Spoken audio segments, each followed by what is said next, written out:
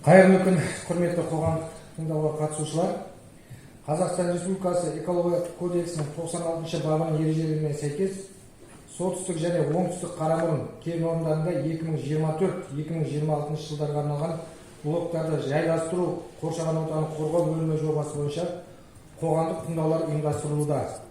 2021 жылғы 3 тамызда нөмір 286 бұйрықпен бекітілген қоғамдық тыңдаулар өткізу қағидаларын 21 тамызда басшылыққа алып отырып, мен жергілікті атқарушы органның өкілі ретінде бүгінгі тыңдаулардың төрағасы боламын. Аты-жөнім Рахманбердіұлы Қанат, Шиелі кенті әкімінің орынбасарымын. Тыңдаулар төрағаның құқықтарында ашық жиналыс нысанындағы қоғамдық тыңдауларды ашық деп жариялаймын. Бұл ретте қағидалардың барлық талаптарын сақтай отырып, белсенді қатысуларыңызды сұраймын. Қоғамдық тыңдауларды өткізу үшін бізге қатысушылар арасынан хатшыны таңдауымыз керек. Біз осы жерде Роалты жекешелік шектеулі серіктестігінің бас инженері Мырзахметов Азаматты ұсынып отырмыз. Қолдайсыздар ма? Қолдаймыз.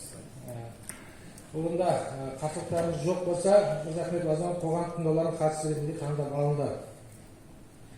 Бүгінгі жиналысқа жобаға қатысу жоба жетекшілері мен ұйымдардың мамандары және мүдделі органдардың өкілдері Zoom конференциясы арқылы негізі тікелей эфирде қосылып отыр. Сонымен қатар қоғамдық тыңдаулар өткізу қағидаларына сәйкес қоғамдық тыңдаулар регламентін сіздердің назарларыңызға ұсынамын. Бірінші сағат 9 және 10 арасы қоғамдық тыңдауларға қатысушыларды тіркеу. 10 мен 10-20 уақыт аралығында қоғамдық тыңдаулардың ашылуы, құттықтау сөз, тыңдаулардың қатысын таңдау, регламентін бекіту. Біз ол стадионнан өттік жаңа ғана. 10-20-10-35 аралығында қоршаған ортаға ықтимал әсерлері туралы есепті баяндама. 10-35-10-45 сұрақтар мен жауаптар сессиясы, 10-45-11-00 аралығында қорытынды жасау қоғамдық тыңдаулардың жабылуы. Аталған регламентпен келісеміз ба? Бейне және фото түсірім жүргізіп жатқан естеріңізге саламын. Баяндама аяқтағаннан кейін сұрақтар, пікірлер айтуларыңызға болады. Барлық ескертулер мен ұсыныстар қоғамдық тыңдаулардың хаттамасына енгізіледі. Алайда қоғамдық тыңдаулар тұрғысынан қатысты сұрақтар қоюды сұраймыз. Осы бүгінгі баяндамаға байланысты. Келесі нәрсе, осы баяндама жасалу барысында осы баяндамашының сөзін бөлмеуді, сыпайы болуды, іс-шараның барлық қатысушыларына сөйлеуге мүмкіндік беруді сұраймыз. Сұрақтарды қоймас бұрын өздеріңізді таныстырып, және өкілдік ететін ұйымның атауын, лауазымдарыңызды айтуды сұраймыз. Ендігі кезекте сөз кезегі қоршаған ортаны ықтимал әсерлері туралы есепті әзірлеуші өкілі Бекеева Ақерке Орынбекқызына сөз кезегін береміз. Қайырлы күн, қоғамдық тыңдауға қатысушылар. Менің атым Бекеева Ақерке Орынбекқызы. Бүгін сіздерге солтүстік және оңтүстік Қарамұрын кен орындарында 2025-26 жылдарға арналған блоктарды жайластырудың қоршаған ортаға ықтимал әсерлері туралы есеп таныстыратын боламын. Регламентті қоғамдық тыңдау төрағасы таныстырып өтті. Одан кейін қаралатын жобаны айтып өттік. Жұмыстың бас жобалаушысы Казинж Экопроект, тапсырыс беруші Ру6 жауапкершілігі шектеулі серіктестігі. Одан кейін сайтта солтүстік және солтүстік Қарамұрын кен орындарының ситуациялық картасы, яғни объектіні орналастыру ауданының схемасы көрсетілген. Одан кейін 5-ші сайтта оңтүстік Қарамұрын кен орнының ситуациялық картасы, объектіні орналастыру ауданының схемасы көрсетілген. Одан кейін сайтта қызметкерлермен және жұмыс режимі туралы құрылыс алаңында 30 адам жұмыс жасайды. Жобаланған жұмыстардың ұзақтығы 2 жыл. 7-ші сайтта құрылыс жұмыстары кезеңінде жұмыс жобасының атмосфералық ауаға әсерін бағалау. 2025-2026 жылдары құрылыс жұмыстары кезеңінде 25 стационарлық көздер анықталды. Оның 3-і ұйымдастырылған және 11-і ұйымдастырылмаған. Олар атмосфераның ластану деңгейін талдау, құрылыс кезеңінде жердегі концентрациялар атмосфералық ауаның стандартты сапа критерийлерінің төмен мәндерге ие болатын және санитарлық қорғау аймағының шекарасында шекті рұқсат етілген концентрациядан аз болатындығын көрсетті. 2025-26 жылдары құрылыс кезеңінде ластауыш заттардың шығындылары пайыздармен көрсетілген. Құрылыс жұмыстарын жүргізу кезеңінде атмосфераға ластаушы заттардың шығындылары халықтың денсаулығына айтарлықтай әсер етпейді. Аумақтың санитарлық эпидемиологиялық жағдайы өзгермейді. Атмосфералық ауаға әсер ету рұқсат етілген деп бағаланады және ластаушы заттардың шығындылары уақытша тек қана құрылыс монтаж жұмыстары кезеңінде жобаланатын жұмыс учаскесінің аумағында таратылады. Тұрғындық аймақ жұмыстары жүргізілетін учаскелерден алыс орналасқан. Құрылыс кезеңінде суды тұтыну және суды бұру. Сумен жабдықтау жобаланатын объекті үшін ауыз су қажеттілігіне құрылыс кезеңінде сумен жабдықтау көзі әкелінетін бөтелкедегі сумен техникалық қажеттіліктер үшін арнайы компаниялармен шарттық негізде әкелінетін сумен, яғни автоцистерналармен жүзеге асырылады. Белгіленген қызметті жүзеге асыру кезінде сумен жабдықтау орталық су құбырының шарттық негізде жүзеге асырылады. Екінші құрылыс кезеңінде су ресурстарын қорғау жөнінде мынандай іс-шаралар көзделінеді. Техникалық жарамды машиналар мен механизмдерді қолдану, суды бұру тек биодәретханаларға жүзеге асырылады. Су объектісіне қоқыс және құрылыс материалдарын тастауды болдырмау, жаяу жүргіншілер мен көпірлер және су өткіш құбырларды өткізу қабілеттілігінің су ағынының максималды ағынымен сәйкестігі, іргелес аумақтың жол бойындағы белдеудің қажетті санитарлық жағдайын сақтау және су объектісінің жағасында техникалық шығуға жол бермеу, және үшінші судың жай-күйіне әсерін бағалау. Өндірістік қажеттіліктерге ауыз су пайдаланылмайды, ағынды суларды ағызу жер үсті объектілеріне жүзеге асырылмайды, суды ұтымды пайдаланылады, жер үсті және жер асты суларына әсері болжанбайды. Сонымен қатар өндірістік ағынды суларды төгу жоқ. Және 11-ші слайдта құрылыс монтаждау кезеңінде қалдықтарды жинау. Қалдықтарды арнайы жабдықталған көліктермен шығарылып қайта өңдеуге, зарарсыздандыруға, кәдеге жаратуға немесе жоюға лицензиясы бар мамандандырылған ұйымдарға жеткізіледі. Қалдықтарды уақытша сақтау тек мамандандырылған орындарда, ыдыстарда, мамандандырылған алаңдарда жүзеге асырылады. Бұл қоршаған орта компоненттерінің ластануын төмендетеді немесе толығымен жояды. Қалдықтарды табиғи ортаға әсері, санитарлық, эпидемиологиялық және экологиялық нормалар, сондай-ақ жобада қабылданған іс-шаралар орындалған жағдайда аз болатындығын көрсетті. Топыраққа және өсімдіктер және жануарлар әлеміне әсерін бағалау. Өсімдіктер мен жануарлар түрлерінің популяциясының өзгеруі болжанбайды. Көші-қон жолдары жобаланатын объектіден тыс орналасқан. Жоспарланған іс-шаралар құстар мен жануарлардың көші-қон белсенділігіне әсер етпейді. Топырақ қасиеттерінің өзгеруі күтілмейді. Топырақ аралық қасиеттерді сақтайтын болады. Өсімдіктер мен жануарлар әлемінің өкілдерінің генетикалық қорына әсері жоқ. Жүргізіліп жатқан құрылыс жұмыстары кезінде іргелес аумақтардың топырақ өсімдік жамылғысына физикалық және химиялық әсер ету маңыздылығы төмен болады. Сонымен қатар жобаның қоршаған ортаға кері әсерін азайту шаралары.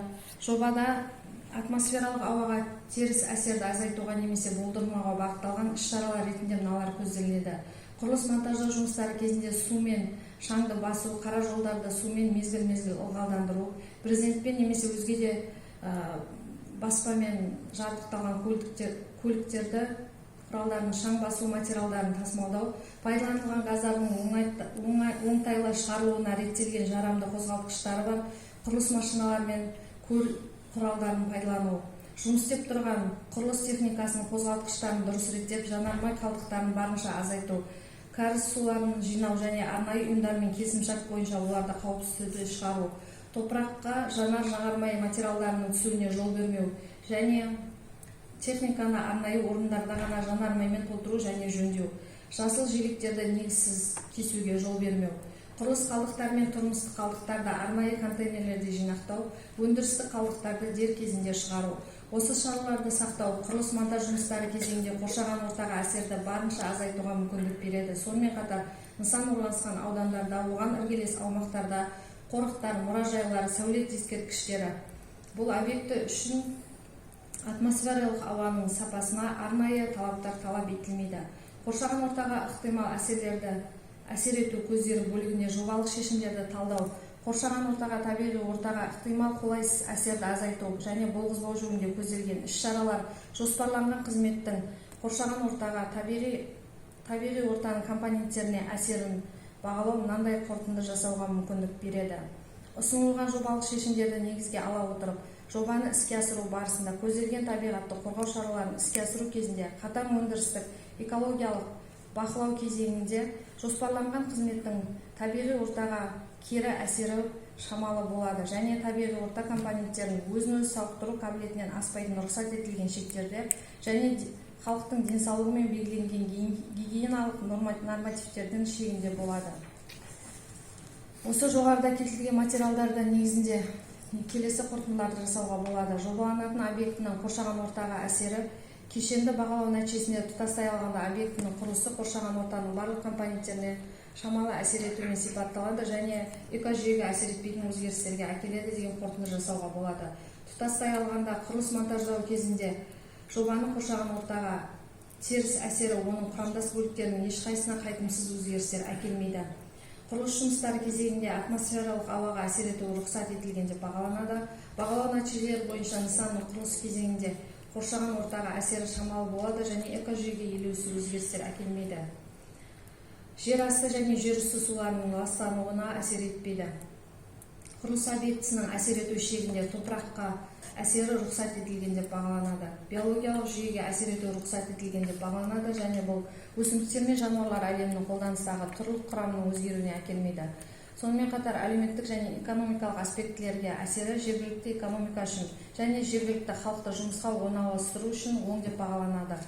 Қолданылатын заманауи технологияларды ескере отырып, жобаны іске асырудың қоршаған ортаға әсері минималды деңгейде болады. Қоршаған ортаға әсерді бағалау нәтижелері бойынша нысанның құрылысы елеулі экологиялық зардаптар әкелмейді.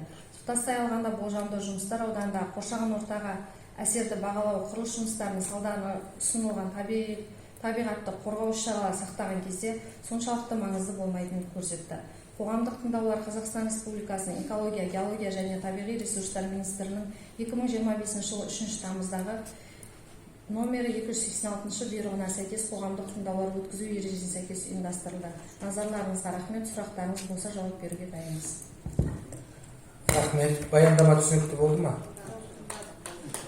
Сұрақтарыңыз болса қоя берсеңіздер болады. Менде бір сұрақ бар, баяндамашыға.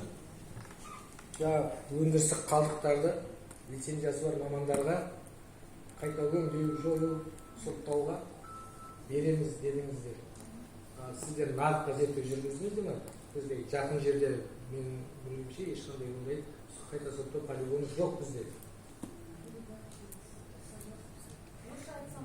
Айта беріңіздер.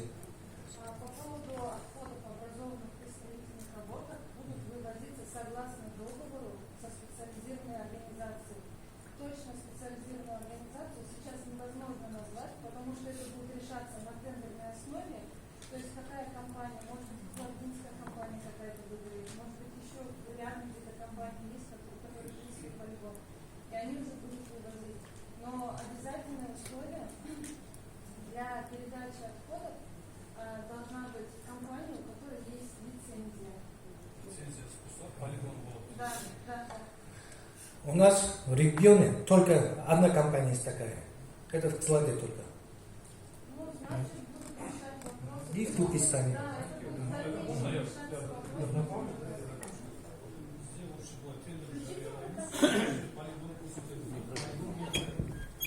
Полигон болу керек деп көрсетеміз. Сол кезде ол орналасқан жер, енді оны Қызылорда деп көрсете алмаймыз. Басқа облыс болса да бізге өздері транспортпен келеді, алып кетеді, захоронение жасайды и жаңағыдай эмиссияның бәрін тапсырады деген сияқты. Бұл жерде мен айтып отырғаным, бұл жерде бұл өндірістік қалдықтар экологиялық таза қалдықтар емес қой. Тасымал мысалы үшін оны Талдықорғаннан ұтып алса, лицензиясы бар адам. Тасымал қалай болады? Арнайы техникалар көрсетіп қоямыз. Техникасы болу керек, полигоны болу керек, специализированный техникасы бар, жаңа арнайы техника емес маманы жаңағы болу керек деген сияқты. Именно сол компетентный адамдар болу керек, оны жасайтын. Простой полигон ешкім оны не қылмайды оны. Лицензияны алу үшін оның бәрі критерийге сәйкес келу керек та олар. Түсінікті.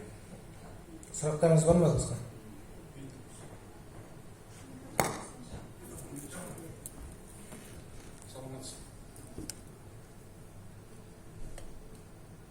Саламатсыздар ма, құрметті бүгін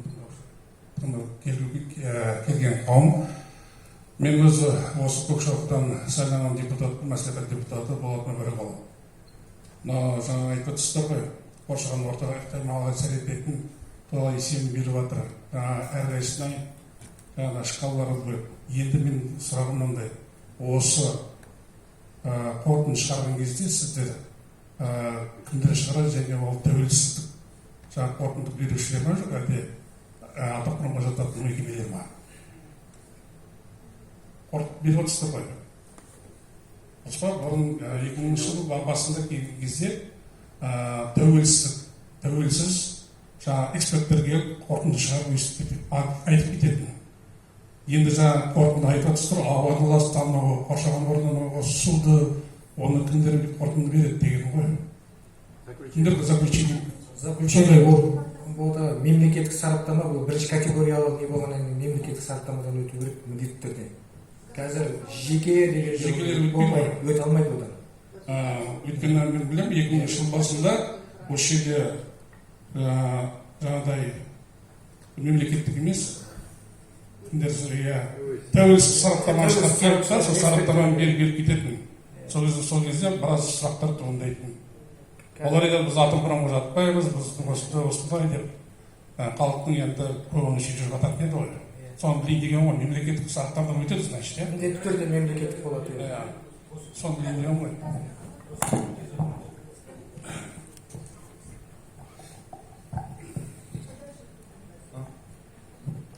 Ассалаумағалейкум. Біз бас жобалаушымыз, осы жоба жасалып, проект тексеріледі. Казатомпром өзінің бірінші Рушестен өтеді, одан кейінгі Астанада Казатомпромнан өтеді, одан бөлек департамент экологиядан өтеміз, промышленный безопасностьтен де өтеді барлығы. Ең соңғы мемлекеттік экспертизадан өтеді проект. Соның оң қорытындысын алғаннан кейін барып, құрылысқа рұқсат беріледі.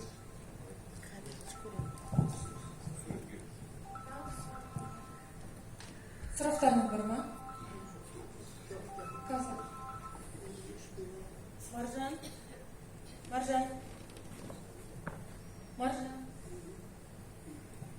Маржан.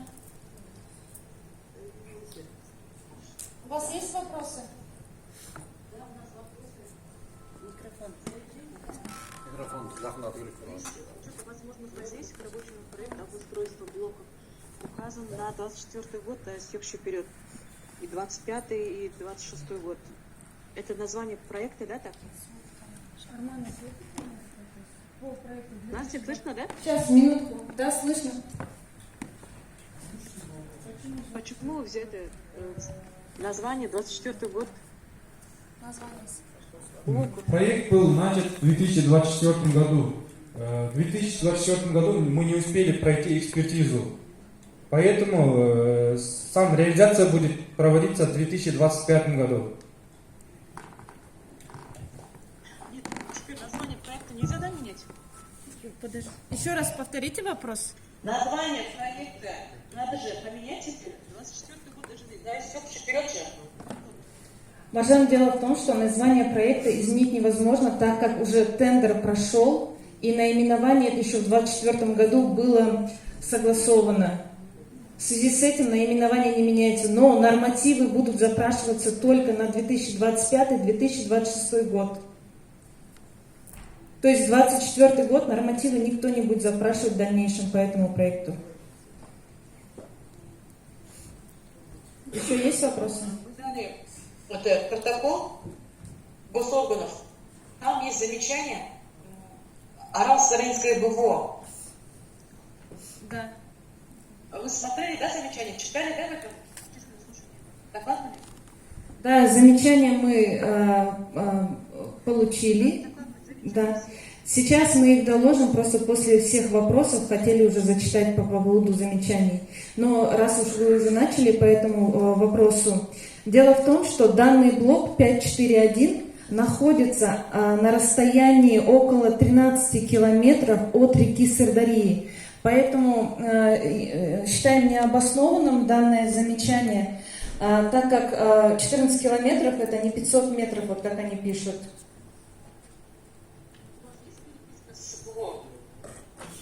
Надо теперь снять, переписка с БВО есть, надо снять вопросы.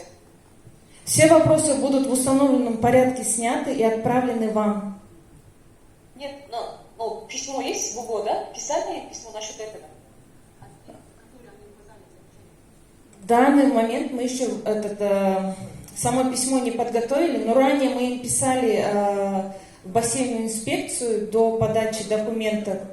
Поэтому все ответы их, вот, которые они ранее прилагали, мы приложим к ответам на замечания отчета ВОЗ. До этого, да, но это, после этого они обратно же отправили это замечание. Да, они обратно отправили. Ну, опять мы им отправим обоснование. Также письмо отдельно еще подготовим. Ответ теперь тогда с другого, с ответом. С ответом вместе мы вам... Еще раз. С ответом тогда письмо отправьте после замечания. Все хорошо. После замечаний вместе с ответом будут предоставлены письма. Еще есть вопросы? Еще это насчет ИСС тоже там, они там требуют подготовить там, сдать на тест, заключить проекты, да? Да, там просится подготовить проект СЗЗ. Вообще проект СЗЗ разрабатывается в рамках рабочего проекта и проходит вместе с рабочим проектом госэкспертизу. Поэтому при подаче на госэкспертизу данный проект будет разработан и включен в госэкспертизу документацию. Еще есть вопросы? Маржан, мы тогда можем не зачитывать, да, все вопросы или зачитать, которые от госорганов были на экопортале? По требованию законодательства надо читать вопросы. Хорошо, сейчас зачитаем.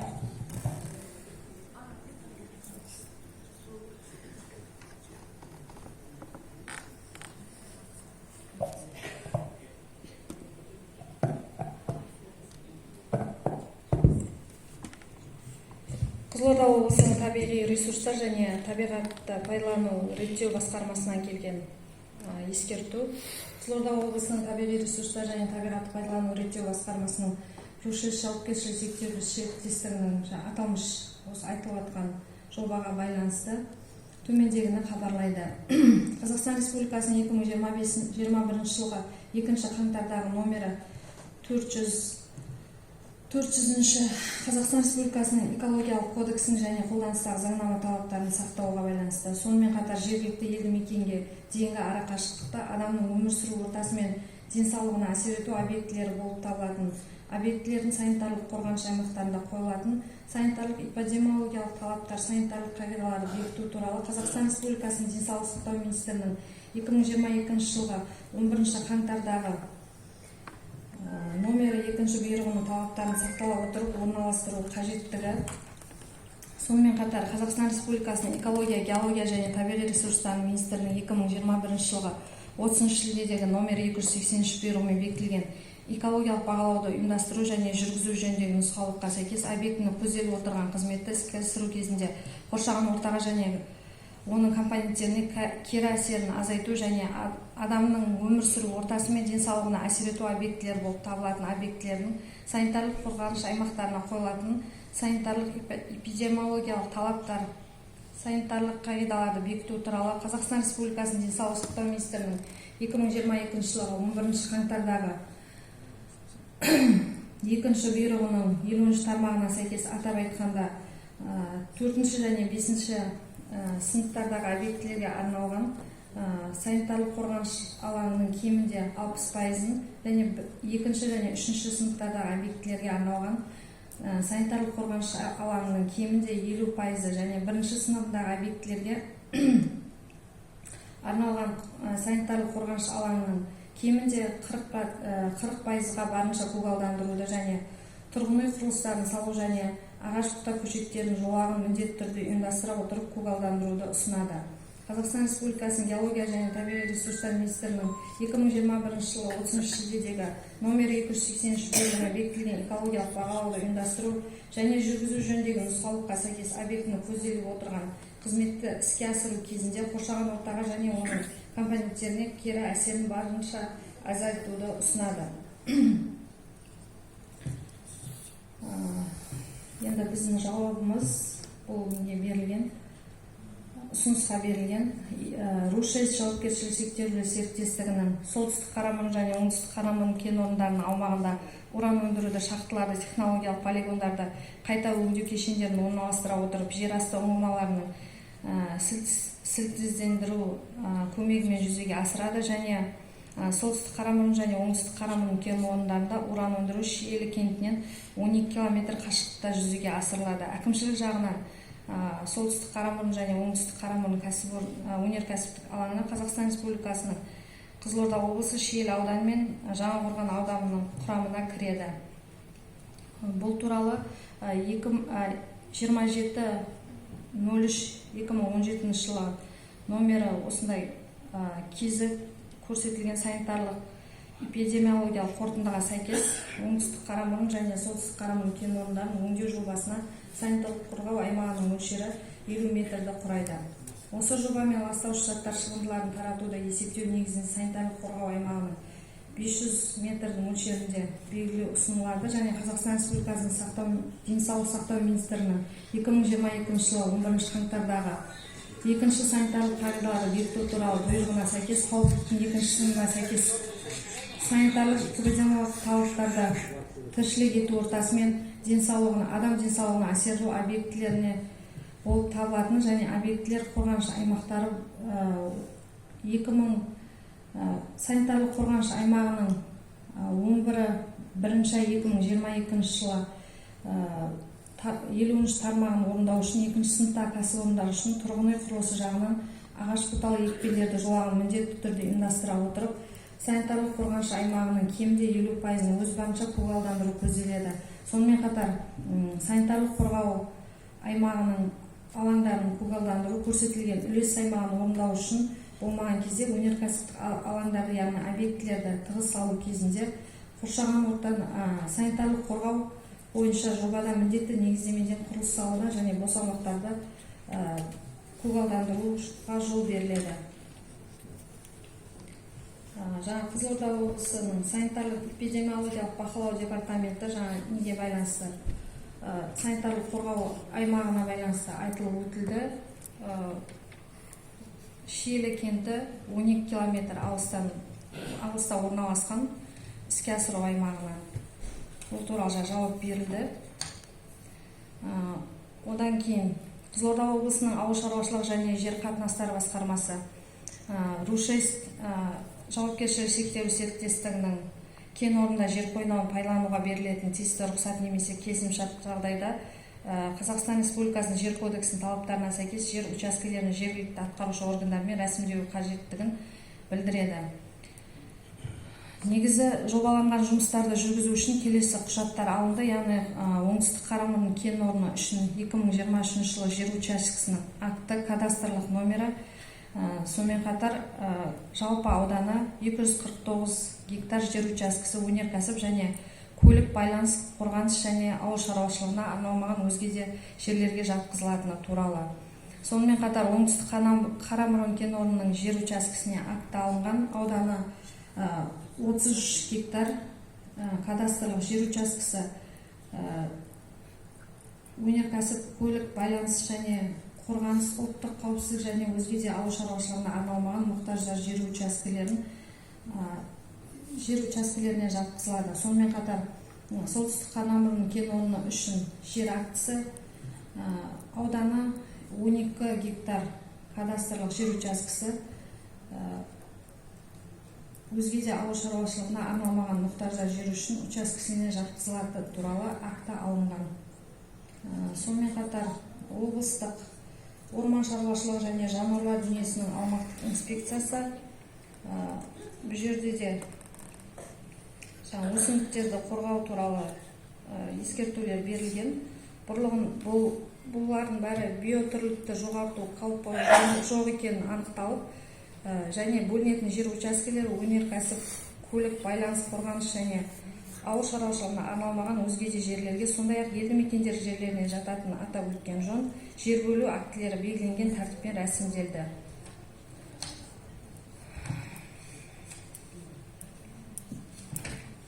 Су ресурстарын реттеу және қорғау пайдалану жөнінде Арал-Сырдария бассейндік инспекциясынан келген, яғни бұл жерде су объектілерін қорғау белдеулерін, пайдалы қазбаларын өндіруге тыйым салынған делінген.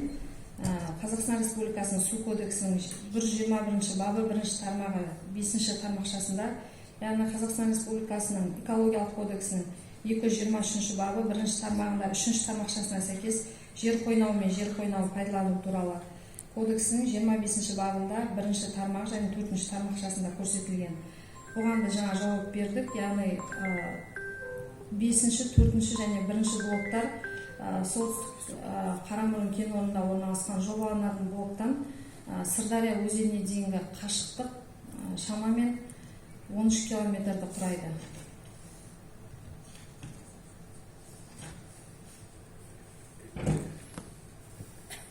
Сонымен қатар Қызылорда облысының бойынша экология департаментінен аталмыш жобаға байланысты біраз ескертулер берілген, бірақ бұл жерде барлығы осы проектіде көрсетілген. Аталмыш ескертулердің барлығы жазбаша түрде берілетін болады.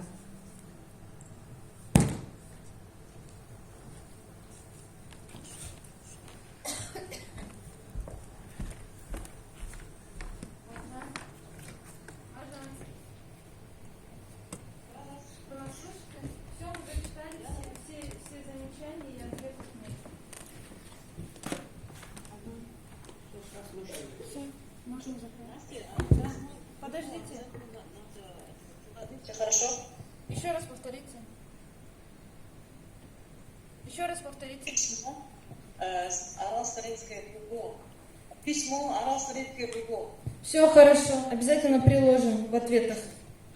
Хорошо. На последнее замечание по проекту. Все хорошо, все приложим, все документацию по БВИ приложим к проекту и отправим вам в установленном порядке. Вопросы? Это протокол нанести.